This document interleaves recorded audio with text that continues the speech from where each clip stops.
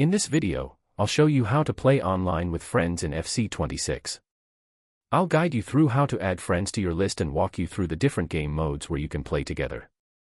If you find this video helpful, don't forget to like and subscribe, it really supports the channel. To add friends in FC26, press the R2 button on your controller, or press Tab if you're on PC. This will open the Friends menu. From there, select Search for Players, enter your friend's username, and send them a friend request. Once they accept, they'll appear in your friends list. After adding your friends, there are several ways to play together. The first option is online friendlies, where you can directly start matches against your friends.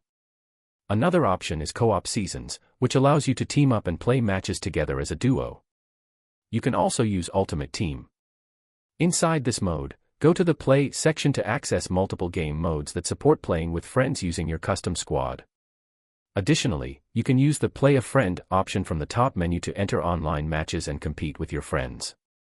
These are the main ways to play with friends in FC26. If this guide helped you, make sure to give it a thumbs up.